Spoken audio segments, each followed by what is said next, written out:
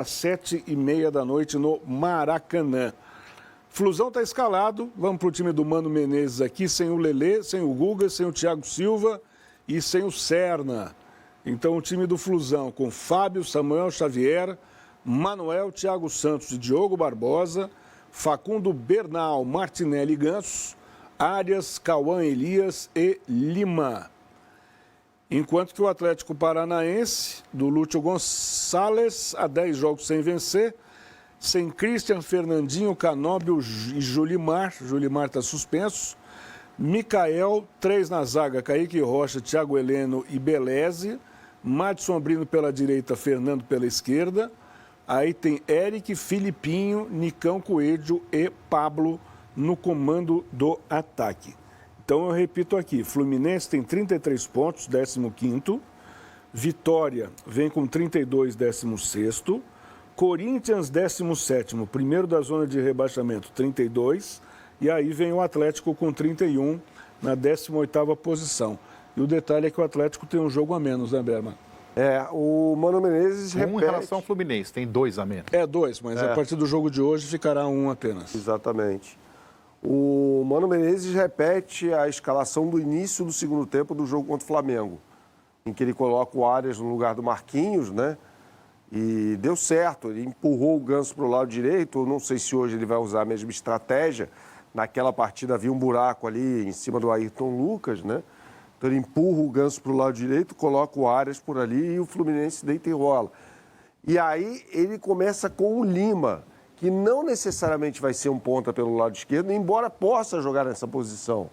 Se for o que ele fez no jogo contra o Flamengo, o Lima vai ser mais um meio-campista, que eventualmente pode aparecer dentro da área, e fez isso naquele jogo, marcou gol, inclusive, o primeiro gol do Fluminense foi marcado pelo Lima.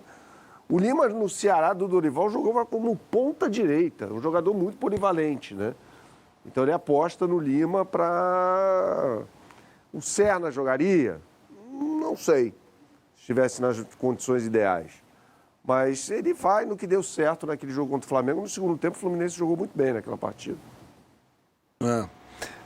Agora o Ganso virou maestro dos maestros, né? Voltou a jogar bola, o fino da bola.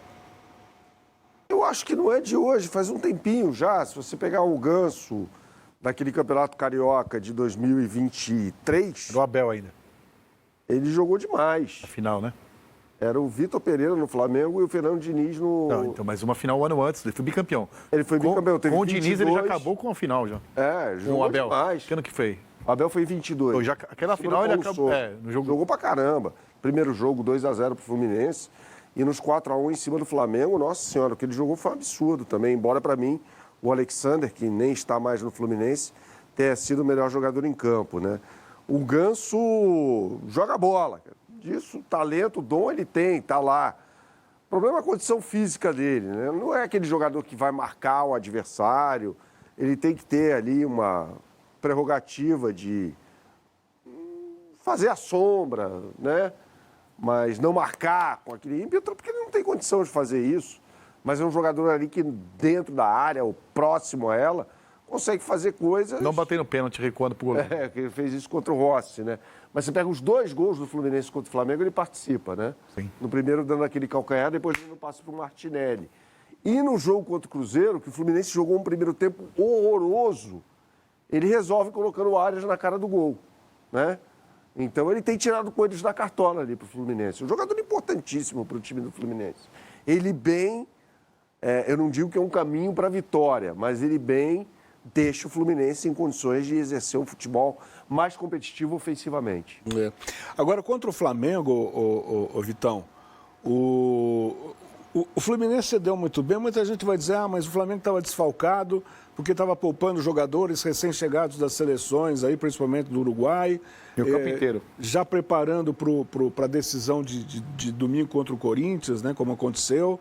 Mas o Fluminense não tinha nada a ver com essa história, foi lá, fez 2-0 e venceu o jogo. Vários pontos, o que interessa.